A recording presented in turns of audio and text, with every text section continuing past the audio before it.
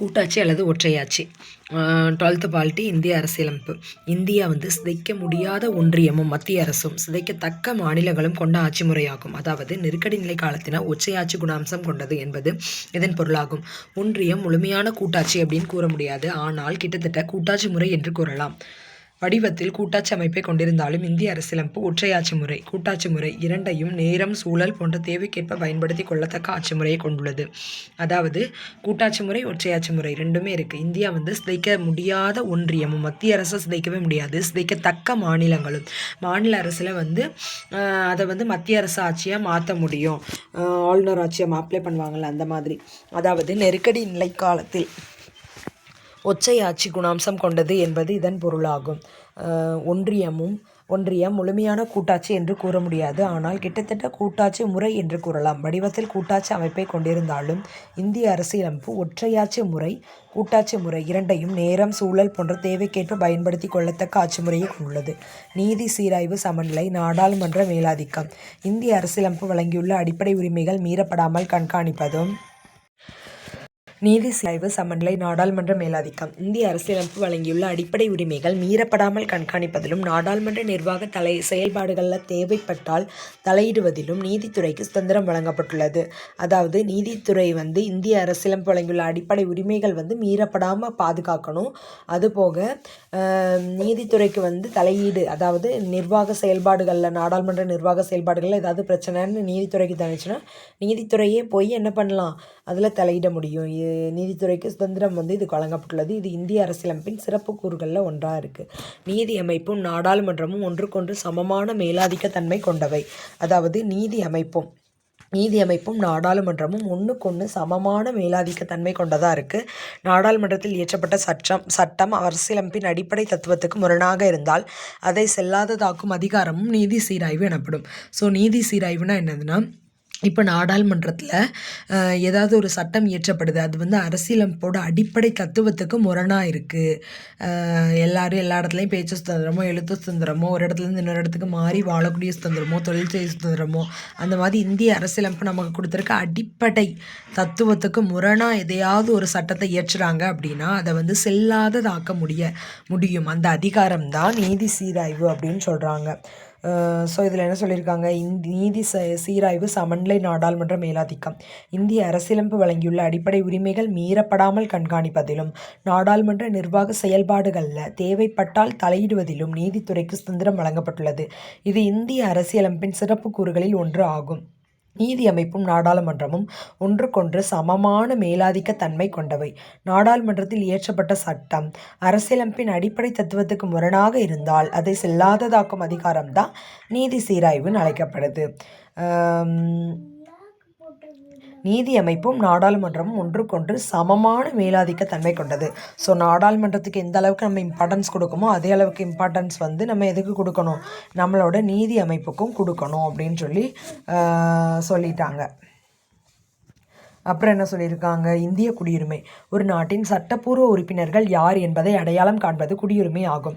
குடியுரிமை சட்டம் 1955 குடியுரிமை பெறுதல் மற்றும் உறுதிப்படுத்தலை ஒழுங்குபடுத்துகிறது. பிறப்பு, வாரிசு, பதிவு, இயற்கை வயப்படுத்தல் மற்றும் ஒரு பகுதியில் தொடர்ந்து வசித்தல் ஆகிய வழிகளில் குடியுரிமை பெற இந்திய அரசியலமைப்பு வழிவகை செய்துள்ளது. ஒரு நாட்டோட சட்டப்பூர்வ உறுப்பினர்கள் யார் அப்படிங்கிறத அடையாளம் காண்றதுக்கு குடியுரிமை தான் ஹெல்ப் பண்ணுது. குடியுரிமை சட்டம் 1955 குடியுரிமை பெறுதல் மற்றும் உறுதிப்படுத்தலை ஒழுங்குபடுத்துகிறது. பிறப்பு, வாரிசு, பதிவு, இயற்கை வயப்படுத்தல் மற்றும் ஒரு பகுதியில் தொடர்ந்து வசித்தல் ஆகிய வழிகளில் நம்மளால் குடியுரிமை பெற முடியும். இந்திய அரசியலமைப்பு அதுக்கு நமக்கு வழிவகை செஞ்சுருக்கு. அதாவது ஒன்று இங்கே பிறந்திருக்கணும், இல்லைனா இங்கே உள்ளவங்களோட வாரிசாக இருக்கணும், இல்லைனா பதிவு செய்யணும், இல்லைனா நம்ம அந்த பகுதியை இயற்கை வயப்படுத்திடணும். இந்த மாதிரி இல்லைனா இந்தியாவில் தொடர்ந்து வசித்து வரணும். இதில் எதையாவது ஒன்று அப்ளை பண்ணோன்னா நமக்கு குடியுரிமை கிடைக்கும். 1955 குடியுரிமை சட்டம் இயற்றப்பட்டிருக்கு. ஒரு நாட்டின் சட்டப்பூர்வ உறுப்பினர் யார் அப்படின்னு அடையாளம் காண்றது தான் இந்த குடியுரிமையோட இம்பார்ட்டண்டான பங்கு அப்படின்னு சொல்லலாம். இந்திய அரசியலமைப்பு வந்து இதுக்கு வழிவகை செஞ்சு தந்திருக்கு. குறிப்பிட்ட சூழ்நிலைகளில் குடியுரிமையை விலக்கிக் கொள்ளவும் அதாவது ரத்து செய்யவும் விதிகள் வந்து வழங்கப்பட்டிருக்கு. இந்தியாவின் அயல்நாட்டு குடிமக்கள் பதிவு முறைகளும் அவர்களுக்குரிய உரிமைகளும் அரசியலமைப்பில் வழங்கப்பட்டுள்ளன. ஒரு 3 வகையில் ரத்து செய்கிறதும் சொல்லி நமக்கு வந்து தெளிவாக கொடுத்துருப்பாங்க. இந்தியாவில் வந்து அயல்நாட்டு குடிமக்கள் எப்படி பதிவு செய்யணும், அவங்களுக்குள்ள உரிமைகள் என்னதெல்லாம் எல்லாமே அரசியலமைப்பில் தெளிவாக கொடுத்துருக்காங்களாம். மத்திய அரசு, மாநில அரசு ப்ளஸ் அங்கே யார் நிற்கா, நம்மளோட பிரசிடென்ட், குடியரசுத் தலைவர், இவ்வளோ பேரும் சேர்ந்தது தான் நம்ம இந்திய அரசியலமைப்பு. சமத்துவ உரிமைகள் அனைத்து மனித உயிர்களும் சமத்துவத்துடனும் சுதந்திரத்துடனும் பிறக்கின்றன. மனித உரிமை பிரகடனம் 1948. எல்லா மனித உயிர்களுமே சமத்துவத்துடனும் சுதந்திரத்துடனும் பிறக்கின்றன. உலக மனித உரிமைகள் பிரகடனம் 1948. இந்தியாவில் நாடாளுமன்ற மக்களாட்சி உறுப்பு 79 கீழ் இந்திய ஒன்றியத்தின் நாடாளுமன்றம் குடியரசுத் தலைவர் மற்றும் ஈரவைகளை கொண்டதாகும். ஈரவைகள் மாநிலங்களவை, மக்களவை என்று அறிவோம். 1. கூட்டாட்சியில் நாடாளுமன்றம் ஈரவை கொண்ட அமைப்பாக இருக்க வேண்டும் என்ற தேவையின் அடிப்படையில் இதனை ஏற்கப்படுகிறது. மேலவை என்றும் அழைக்கப்படும். மக்களவை மாநிலங்களின் பிரதிநிதித்துவமும் கீழவை என்று அழைக்கப்படும் மக்களவை மக்கள் பிரதிநிதித்துவம் கொண்டவையாகும். ஈரவைகளும் தன் இயல்பில் செயல்பட்டு மாநிலங்களின் ஒற்றுமை, ஒன்றிய ஒருமைப்பாடு ஆகியவற்றை பாதுகாத்து பராமரிக்கிறது. அதாவது உறுப்பு 79 சரியா, 80ஓட 1 குறைவு. 79க்கு கீழே இந்திய ஒன்றியத்தில் நாடாளுமன்றம் அப்படின்னு நம்ம எடுத்துக்கிட்டோம் அப்படின்னா அது வந்து என்னதெல்லாம் இருக்கும்னா மேலவை, கீழவை ப்ளஸ் வந்து குடியரசுத் தலைவர் எல்லாரும் சேர்ந்ததாக தான் இருக்கும் அப்படின்னு சொல்லிட்டாங்க. மேலவை, கீழவை, குடியரசுத் தலைவர் எல்லாரும் சேர்ந்தது தான் என்னது இந்திய நாடாளுமன்றம். ஈரவைகளை கொண்டது. 1 மக்களவை, மாநிலங்களவை தான் மேலவைன்னு சொல்கிறோம், கீழவை தான் மக்களவை. ஒரு கூட்டாட்சியில் நாடாளுமன்றம் ஈரவை கொண்ட அமைப்பாக இருக்க வேண்டும் என்ற தேவை இருக்குது. அதற்கு ஏற்ற மாதிரி தான் இது பண்ணியிருப்போம். மேலவை என்று அழைக்கப்பட்டது மாநிலங்களவை, மாநிலங்களோட பிரதிநிதிகள் இருப்பாங்க. கீழவைன்னு அழைக்கப்பட்டது மக்களவை, மக்களோட பிரதிநிதிகள் இருப்பாங்க. ஈரவைகளும் தன் இயல்பில் செயல்பட்டு மாநிலங்களின் ஒற்றுமை, ஒன்றிய ஒருமைப்பாடு ஆகியவற்றை பாதுகாத்து பராமரித்து வருது அப்படின்னு சொல்லிட்டாங்க. நாடாளுமன்ற முறை அரசு, குடியரசுத் தலைவர் முறை அரசு. எக்ஸாம்பிள் பார்த்தோன்னா நாடாளுமன்ற முறை அரசுக்கு எக்ஸாம்பிள் என்னது இந்தியா. குடியரசுத் தலைவர் முறை அரசுக்கு எக்ஸாம்பிள் அமெரிக்க ஐக்கிய மாநிலங்கள். நாடாளுமன்றம் 3 தான் இருக்குது. என்னதெல்லாம் குடியரசுத் தலைவர், மாநிலங்களவை, மக்களவை. ஃபஸ்ட்டு குடியரசுத் தலைவர். நாடாளுமன்றத்தின் 2 அவைகளின் உறுப்பினர்கள் மற்றும் மாநில ஒன்றிய ஆளுகைக்கு உட்பட்ட பகுதி சட்டமன்றங்களின் உறுப்பினர்கள் ஆகியோரை வாக்காளர்களாக கொண்டு குடியரசுத் தலைவர் தேர்தலுக்கான வாக்காளர் பட்டியல் தயாரிக்கப்படுகிறது. நாடாளுமன்றத்தோட 2 அவை இருக்கா, 2 அவையோட உறுப்பினர்கள் மாநில அல்லது ஒன்றிய ஆளுகைக்கு உட்பட்ட பகுதி சட்டமன்றங்களின் உறுப்பினர்கள் ஆகியோரை வாக்காளர்களாக கொண்டு குடியரசுத் தலைவர் தேர்தலுக்கான வாக்காளர் பட்டியல் வந்து தயாரிக்கப்படுதான். மேலவை, கீழவை அந்த ஈரவைகளோட உறுப்பினர்கள், அப்புறம் மாநில ஒன்றிய ஆளுகைக்கு உட்பட்ட சட்டமன்ற உறுப்பினர்கள் எம்எல்ஏ, இவங்க எல்லாரும் வாக்காளராக இருந்து தான் யாரை தேர்ந்தெடுப்பாங்க, குடியரசுத் தலைவரை தேர்ந்தெடுப்பாங்க. இந்த வாக்காளர் பட்டியல் படி தேர்தல் நடத்தப்பட்டு குடியரசுத் தலைவர் தேர்ந்தெடுக்கப்படுகிறார். அதுக்கப்புறம் மாநிலங்களவை தான் நம்ம என்ன சொல்கிறோம், மேலவைன்னு சொல்கிறோம்.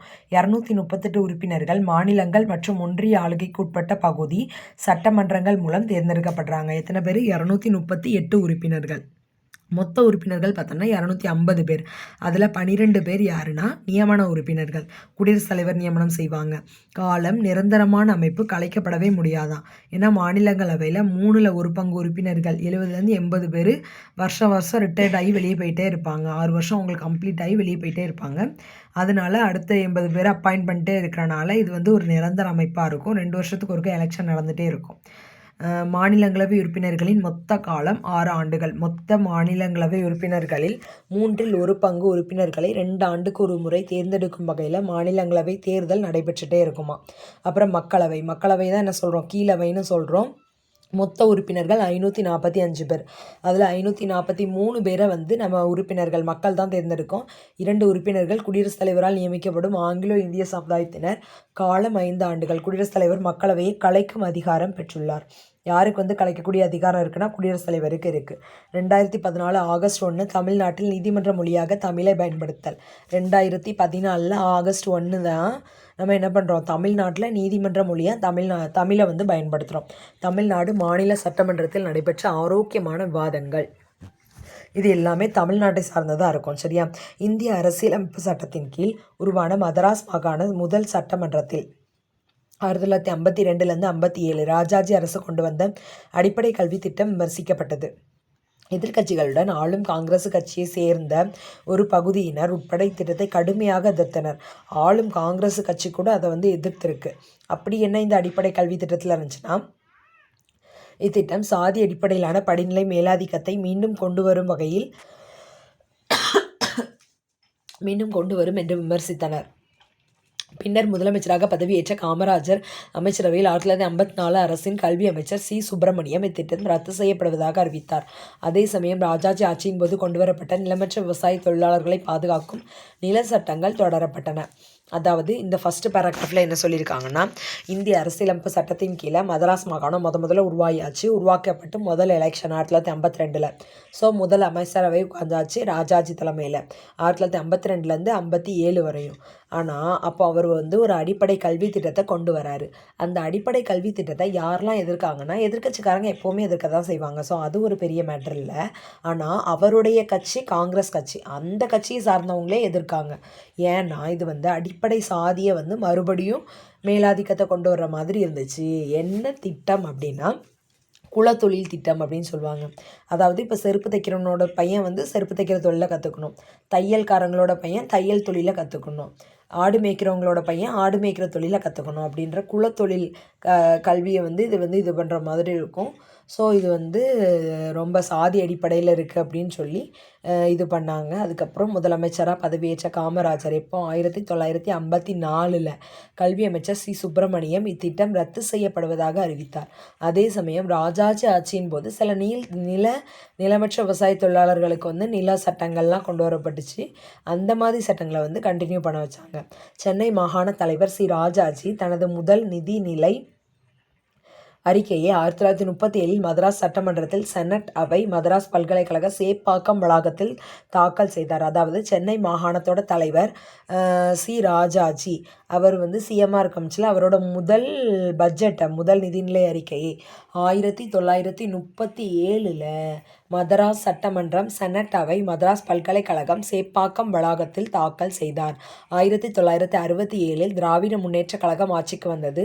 சி.என். அண்ணாதுரை முதல்வராக பதவியேற்றார். அவரது ஆட்சியில் இந்து திருமண சட்டம் திருத்தப்பட்டு சுயமரியாதை திருமணங்கள், அதாவது மத சடங்குகள் இல்லாமல் மேற்கொள்ளப்படும் திருமணங்கள் அங்கீகரிக்கப்பட்டன.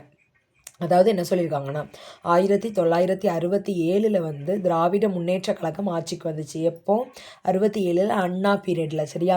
சி.என். அண்ணாதுரை முதல்வராக பதவியேற்றாச்சு. அவரது ஆட்சியில் இந்து திருமண சட்டம் திருத்தப்பட்டு சுயமரியாதை திருமணங்கள், அதாவது பெரியார் கொண்டு வருவார் இல்லையா, மத சடங்குகள் எதுவுமே இல்லாமல் மேற்கொள்ளப்படக்கூடிய திருமணங்கள் அங்கீகரிக்கப்பட்டன. அவருக்கு அடுத்த பதவியேற்ற 5 தடவைகள் முதலமைச்சராக பதவி வகித்த மு. கருணாநிதி பல சட்டங்களையும் எண்ணற்ற தீர்மானங்களையும் கொண்டு வந்துள்ளார். அவர் கொண்டு வந்த கடைசி சட்ட வரைவு பிற்படுத்தப்பட்ட வகுப்பினருக்கான இடஒதுக்கீட்டிற்குள் முஸ்லிம்களுக்கும் சிறப்பு உள் ஒதுக்கீடு வழங்குவதுடன் பட்டியல் இனங்களுக்கும் மற்றும் பழங்குடியினருக்குமான ஒதுக்கீட்டின் கீழ் அருந்ததியர்களுக்கு உள் ஒதுக்கீடு வழங்குகிறது. அனைத்து இந்திய அண்ணா திராவிட முன்னேற்ற கழகம் அஇஅதிமுக எம்.ஜி. ராமச்சந்திரன் தலைமையிலான 10 வருட ஆட்சி தான். 1977 1987. 67 யார் ஆட்சிக்கு வரா? அண்ணாதுரை. 77 10 வருஷம் அப்படியே தள்ளி எம்ஜிஆர் 87 வரையும் பல மாற்றங்கள் கொண்டு வரப்பட்டன. குறிப்பாக வாரிசு அடிப்படையில் கிராம நிர்வாக அலுவலரான கர்ணம் அப்படிங்கிற பதவிக்கு முடிவு கட்டிட்டு அப்போ தான் எல்லாத்தையும் டிஎன்பிஎஸ்சிக்குள்ளே சேர்த்தாச்சு. மதிய உணவு திட்டத்தை விரிவுபடுத்தி சத்துணவு திட்டமாக மேம்படுத்தி தந்திருக்காங்க. 1992 நவம்பரில் உச்சநீதிமன்றம் மண்டல் ஆணையம் வழக்கில் தீர்ப்பு வழங்கியது. அதில் கல்வி மற்றும் வேலைவாய்ப்பில் 50 விழுக்காடு இடஒதுக்கீடு வழங்கி தீர்ப்பளிக்கப்பட்டது. இதனைத் தொடர்ந்து தமிழகத்தில் பிற்படுத்தப்பட்டோர், மிகவும் தாழ்த்தப்பட்டோர், பட்டியல் சாதிகள், பழங்குடியினர் ஆகியோருக்கு வழங்கப்பட்டு வந்த இடஒதுக்கீட்டினை பாதுகாக்கும் வகையில் தமிழ்நாடு மாநில சட்டமன்றம் கூட்டப்பட்டு 69% இடஒதுக்கீடு சட்டம் கொண்டு வரப்பட்டது. அதாவது 1992 நவம்பரில் உச்சநீதிமன்றம் மண்டல் ஆணையம் அப்படின்னு சொல்லி ஒரு தீர்ப்பு வழங்கியிருக்கு. அதில் கல்வி மற்றும் வேலைவாய்ப்பில் 50% இடஒதுக்கீடு வழங்கி தீர்ப்பளிக்கப்பட்டது. இதனைத் தொடர்ந்து தமிழகத்தில் பிற்படுத்தப்பட்டோர், மிகவும் பிற்படுத்தப்பட்டோர், பட்டியல் சாதிகள், பழங்குடியினர் ஆகியோருக்கு வழங்கப்பட்டு வந்த இடஒதுக்கீட்டினை நம்ம பாதுகாக்கும் வகையில் தமிழ்நாடு மாநில சட்டமன்றம் கூட்டப்பட்டு அங்கே 69% ஒதுக்கீடு சட்டம் நிறைவேற்றப்பட்டிருக்கு. அப்போ மண்டல் ஆணையம் அப்படின்னாலே நமக்கு என்ன ஞாபகம் வரணும்? இந்த இடஒதுக்கீடு தான் ஞாபகம் வரணும். இந்த வருஷம் 1992 அதில் வந்து 50% இடஒதுக்கீடு தான் கல்வி வேலைவாய்ப்புக்கு அப்படின்னு சொன்னாங்க. ஆனாலும் தமிழ்நாட்டில் அதை ஒத்துக்காமல் பிற்படுத்தப்பட்டோர், மிகவும் பிற்படுத்தப்பட்டோர், பட்டியலினம், சாதிகள், பழங்குடியினர் ஆகியோருக்கு வழங்கப்பட்ட இந்த இடஒதுக்கீட்டை வந்து பாதுகாக்கணும் அப்படிங்கிறக்காண்டி தமிழ்நாடு மாநில சட்டமன்றம் 69% இடஒதுக்கீடு சட்டத்தை பாதுகாப்பாக வச்சுட்டாங்க. தமிழ்நாடு மாநில சட்டமன்றம் 234 உறுப்பினர்களை கொண்டது. 189 உறுப்பினர்கள் பொது தொகுதியிலிருந்தும் 45 உறுப்பினர்கள் தனி தொகுதியிலிருந்தும் தேர்ந்தெடுக்கப்படுகின்றனர். ஸோ மொத்த எம்எல்ஏ வந்து 234, அதில் 189 உறுப்பினர்கள் வந்து தனி பொது தொகுதியிலிருந்தும் 45 உறுப்பினர்கள் வந்து தனி தொகுதியிலிருந்தும் தேர்ந்தெடுக்கப்படுகின்றனர். சட்டமன்றத்தில் முதல் கூட்டத்தொடர் பொது தேர்தலை தொடர்ந்து 1952 நடந்த பொது தேர்தலை தொடர்ந்து 3/5/1952 அன்று தொடங்கியது. ஸோ 3/5/1952 அன்னைக்கு தான் முதல் சட்டமன்ற கூட்டத்தொடர் வந்து தொடங்கியிருக்கு. அரசியலமைப்பு உறுப்பு 333 கீழ் ஆங்கிலோ இந்திய பிரதிநிதி ஒருவர் ஆளுநரால் நியமிக்கப்படுகிறார். அரசியலமைப்பு உறுப்பு 333க்கு கீழே சட்டமன்றத்தில் ஆங்கிலோ இந்திய பிரதிநிதி ஒரே ஒரு ஆளுநரால் நியமிக்கப்படுகிறார். 6/4/2021 தமிழக சட்டமன்றத்திற்கு பொது தேர்தலை நடந்ததையொட்டி 16வது சட்டமன்றம் 7/5/2021 அமைக்கப்பட்டது. அதாவது 6/4/2021 நடந்த எலெக்ஷனுக்கு ரிசல்ட் எப்போ 7/5/2021 அன்னைக்கு தமிழக சட்டமன்றம் வந்து புதுசாகவே அமைச்சாச்சு.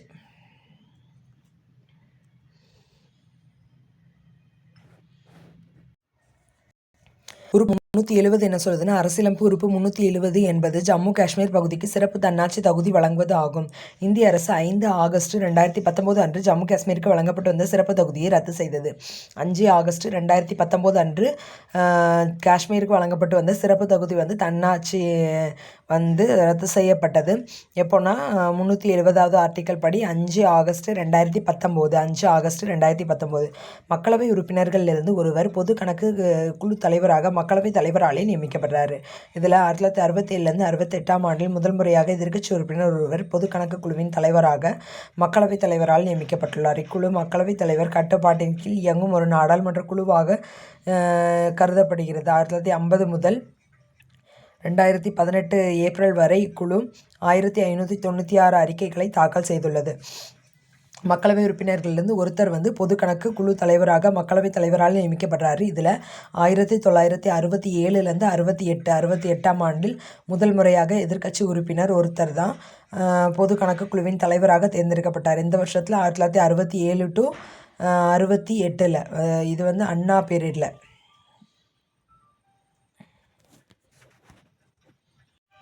சென்ட்ரலில். ஸோ எதிர்க்கட்சி உறுப்பினர் ஒருத்தரை வந்து முதல்ல ஒரு பொது கணக்கு குழுவுக்கு தலைவராக வச்சதை வந்து பெருமையாக சொல்கிறாங்க. இக்குழு மக்களவை தலைவர் கட்டுப்பாட்டின் கீழே இயங்கக்கூடிய நாடாளுமன்ற குழுவாக தான் இருக்கும். 1950 ஜனவரி முதல் 2018 ஏப்ரல் வரை இக்குழு 1596 அறிக்கைகளை வந்து தாக்கல் செஞ்சுருக்கான். அரசியலமைப்பு சட்ட முன்வரைவு. அரசியலமைப்பில் உள்ள ஒரு விதியில் திருத்தம் கோரும் சட்ட முன்வரைவுகள். அரசியலமைப்பில் உள்ள ஒரு விதியில் திருத்தம் கோரும் சட்ட முன்வரைவுகள் அரசியலமைப்பு திருத்தச் சட்ட முன்வரைவு என்று அழைக்கப்படுகிறது. அதாவது ஏதாவது ஒரு விதியில் வந்து நம்ம திருத்தம் கோரணும் அப்படின்னா உறுப்பு 368 2 கீழ் வரும் அனைத்து விதிகளிலும் இதில் அடங்கும். இந்த சட்ட முன்வரைவினை நாடாளுமன்றத்தில் ஈரவைகளிலும் கொண்டு வரலாம். ஸோ இது வந்து பகுதி 20 362 368 2வது சங்கரலிங்கனார் அப்படிங்கிறவங்க வந்து ஒரு காந்தியவாதி. இந்திய விடுதலைக்காக போராடிய தமிழ் வீரராக இருக்காங்க. 1895 விருதுநகர் மாவட்டத்தில் மண்மலை மேடு அப்படிங்கிற கிராமத்தை சேர்ந்த கருப்பசாமி வள்ளியம்மாளுக்கு மகனாக பிறந்திருக்காங்க. 1895 1917 இந்திய தேசிய காங்கிரஸில் இணைஞ்சிருக்காரு. ராஜாஜியின் மீது ஏற்பட்ட ஈர்ப்பால் விடுதலை போராட்டத்தில் பங்கேற்ற சங்கரலிங்கனார் 1930 காந்தியுடன் தண்டி உப்பு சத்தியாகிரகத்தை போராட்டத்தில் பங்கு பெற்றார். மதராஸ் மாநிலத்திலிருந்து தெலுங்கு பேசும் மக்களை பிரித்து சென்னையை தலைநகராக கொண்டு தனி மாநிலம் அமைக்கணும் அப்படின்னு சொல்லி பொட்டி ஸ்ரீராமுலு 1952 உண்ணாவிரத போராட்டம் நடத்தினார். இதனைத் தொடர்ந்து பெயர் மாற்றம் பிரச்சனை எழுந்தது. இதனைத் தொடர்ந்து 1956 மദ്രാஸ் மாநிலத்தை தமிழ்நாடு என பெயர் மாற்றம் செய்ய கோரி சங்கரலிங்கனார் உண்ணாவிரதம் இருந்தார். பெயர் மாற்றம் உள்ளிட்ட 12 கோரிக்கைகளை வலியுறுத்தி 1956 ஜூலை 27 விருதுநகரில் தனது உண்ணாவிரத போராட்டத்தை தொடங்கினார். இந்த உண்ணாவிரத போராட்டம் 75 நாட்கள் நடந்திருக்கு. உடல் நலிவுற்று உண்ணாவிரத போராட்டத்தை கைவிடும்படி CN அண்ணாதுரை, மாப்போ சிவஞானம், ஜீவானந்தம் ஆகியோர் வேண்டுகோள் விடுத்தும் அவர் ஏற்கவில்லை. 1956 அக்டோபர் 13 அன்று உண்ணாவிரத போராட்டத்தின் 76ஆம் நாள் சங்கரலிங்கனார் உயிர் நீத்தார். 1956 அக்டோபர் 13 அன்று உண்ணாவிரத போராட்டத்தின் 76ஆம் நாள் சங்கரலிங்கனார் உயிர் நீத்தார். முக்கிய கூட்டங்கள். வரதட்சணை ஒழிப்பு சட்டம் 1959 6 மற்றும் 9 மே 1961. பயங்கரவாத தடுப்பு சட்டம் 2002 மார்ச். அதுக்கப்புறம் என்ன சொல்கிறாங்கன்னா, தமிழ்நாடு மദ്രാஸ் மாகாணத்தை தமிழகம் என பெயர் மாற்ற கோரி தியாகி சங்கரலிங்கனார் 27/7/1956 முதல் 13/10/1956 வரை 75 நாட்கள் உண்ணாவிரதம் இருந்து 76வது நாள் உயிர் நீத்தார். மദ്രാஸ் மாநில பெயர் மாற்ற சட்டம் 14 ஜனவரி 1969ஆம் ஆண்டு தமிழ்நாடு என மாற்றம் செய்யப்பட்டது. மദ്രാஸ் மாநில பெயர் மாற்ற சட்டம் 14 ஜனவரி 1969 அன்று 69ஆம் ஆண்டு தமிழ்நாடு என பெயர் மாற்றம் செய்யப்பட்டது. மദ്രാஸ் மாநில பெயர் மாற்ற சட்டம் ஜனவரி 14, 1969 அன்று தமிழ்நாடு என பெயர் மாற்றம் செய்யப்பட்டது. காந்திய வழியில் உண்ணா நோன்பு இருந்து இவர் உயிர் நீத்திருக்காரு. 14 ஜனவரி 1969 கரெக்டாக பொங்கல் அன்னைக்கு 69 தமிழ்நாடுன்னு சொல்லி யாரோட பீரியடில், அண்ணா பீரியடில் இது பெயர் மாற்றம் செய்யப்பட்டது. தேர்வுக்குழுவில் குறைந்தபட்ச எண்ணிக்கையில் உறுப்பினர்களை கொண்ட உறுப்பினர்களை குறிப்பிட்ட காரணத்திற்காக நியமிக்கப்பட்டிருப்பார்கள். இந்த தேர்வுக்குழு முறை வெஸ்ட் மினிஸ்டர் நாடாளுமன்ற மக்களாட்சி முறையிலிருந்து பிறந்தது. மாநிலங்களவை விதிகள் மற்றும் நடைமுறையின் உறுப்பு 125 கீழ் எந்த ஒரு குறிப்பிட்ட சட்ட முன்வரைவையும் தேர்வுக்குழுவுக்கு அனுப்பும்படி எந்த ஒரு உறுப்பினரும் தீர்மானம் கொண்டுவர முடியும்.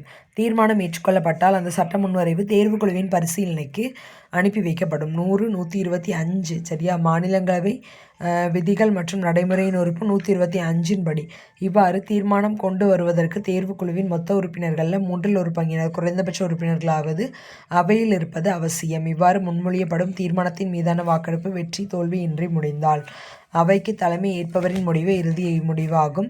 சட்ட முன்வரைவில் குறிப்பிட்ட ஏதேனும் ஒரு அம்சம் குறித்து ஆய்வு செய்யப்பட வேண்டும் எனில் அதற்கு ஒரு துணைக்குழுவை தேர்வுக்குழு அமைத்து கொள்ளலாம். இந்த செயல்முறையில் ஏதேனும் கேள்விகள் எழுந்தால் அதனை மாநிலங்களவை தலைவர் பார்வைக்கு கொண்டு செல்ல வேண்டும்.